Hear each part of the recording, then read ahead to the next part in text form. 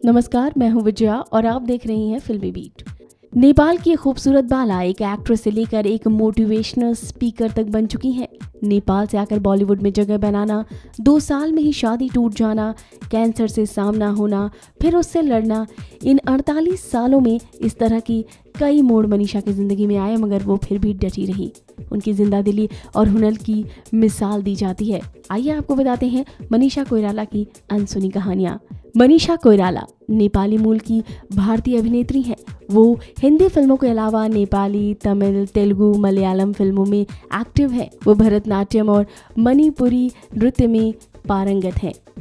मनीषा कोइराला का जन्म 16 अगस्त 1970 को नेपाल के काठमांडू में हुआ था। उनके पिता का नाम प्रकाश कोइराला और मां का नाम सुषमा कोइराला है। इनके पिता नेपाल राजनीति में रहे हैं। वो नेपाल के पूर्व प्रधानमंत्री विश्वेश्वर प्रसाद कोइराला की नातिन हैं। इनका एक भाई है सिद्धार्थ कोइराला, जो बॉलीवुड में एक अभिनेता है। मनीषा की पढ़ाई वाराणसी के वसंत कन्या महाविद्यालय से हुई। इसके बाद वो सेकेंडरी की पढ़ाई करने के लिए आर्मी स्कूल धौलाकुआं नई दिल्ली चली गई। मनीषा बचपन से डॉक्टर बन दूसरों की सेवा करने की चाहत रखती थी, लेकिन मॉडलिंग ने उनके लिए फिल्मी दुनिया के द्वार खोल दिए। मनीषा कोइराला की शादी नेपाली बिजनेसमैन सम्राट दाहाल से 19 जून 2010 को हुई थी, लेकिन ये शादी ज्यादा दिनों तक नहीं टिक सकी और 2012 में इस जोड़ी ने तलाक ले लिया। साल 2012 में मनीषा लाइलाज बीमारी ओवरी कैंसर से पीड़ित हो गई। उन्होंने इसका इलाज मुंबई और यूएस में कराया। इसके बाद वो इस खतरनाक बीमारी से जीत गई।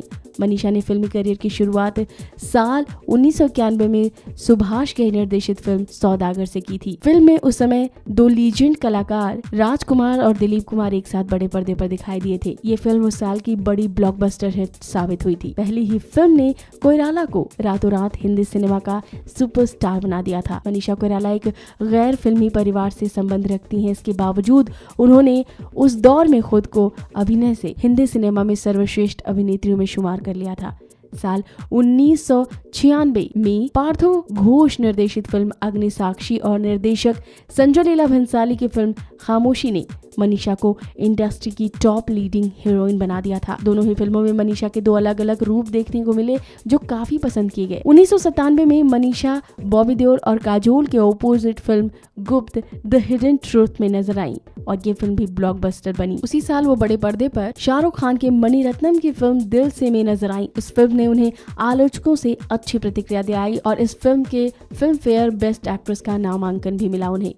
साल 1999 में वो मन और अजय देवगन स्टार फिल्म कच्चे धागे में नजर आई। इस फिल्म में उनकी काफी तारीफ हुई। साल 2000 में लज्जा में नजर आई और इसमें भी उनकी काफी तारीफ हुई। इसके बाद वो साल 2002 में अजय स्टारर कंपनी में नजर आई और इस फिल्म के लिए उन्हें तीसरा फिल्म फेयर क्रिटिक्स अवार्ड से भी नवाजा गया। साल 2003 में मनीषा काफी लो बजट फिल्मों में नजर आने लगी थी। इसी साल केंद्रित फिल्म एस्केप फ्रॉम तालिबान में नजर आई। इस फिल्म के लिए उन्हें Bengal film journalist association award से भी सम्मानित किया गया। कोइराला अभिनेत्री होने के साथ साथ एक निर्माता भी हैं। उन्होंने फिल्म मेकिंग का डिप्लोमा न्यूयॉर्क यूनिवर्सिटी से किया है। मनीषा कोइराला को बेहतरीन एक्टिंग के लिए जाना जाता है। कैंसर को हराकर मनीषा एक बार फिर फिल्मों में एक्टिव हो गईं। संजय और मनीषा कई बार सिल्वर स्क्रीन पर दिखे। यलगार में पहली बार संजय और मनीषा कोइराला एक साथ नजर आए थे। इसके बाद दोनों ने कई फिल्मों में काम किया। लेकिन जरा सोचिए, मनीषा फिल्मों में संजय दत्त की लवर हुआ करती थी, लेकिन साल 2018 आते आते सब कुछ बदल गया। न सिर्फ मनीषा कोइराला की जिंदगी में बल्कि उनके करियर में भी काफी टर्निंग पॉइंट आया।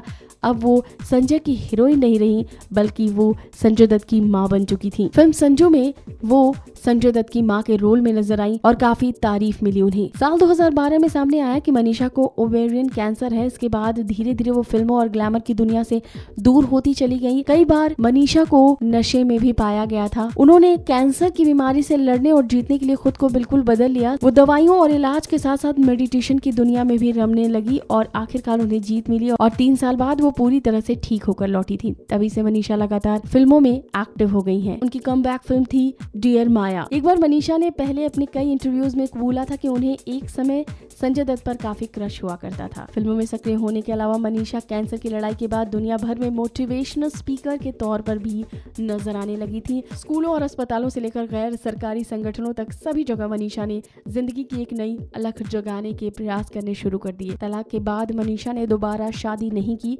मनीषा ने एक बातचीत के दौरान कहा था कि अब वो शादी को नो चांस देना चाहती है, मतलब अब वो दोबारा शादी करने के बिल्कुल मूड में नहीं है, ना ही किसी रिलेशनशिप में वो बनना चाहती हैं। मनीषा का मानना है कि अब उनकी ज़िंदगी बहुत आगे निकल चुकी है।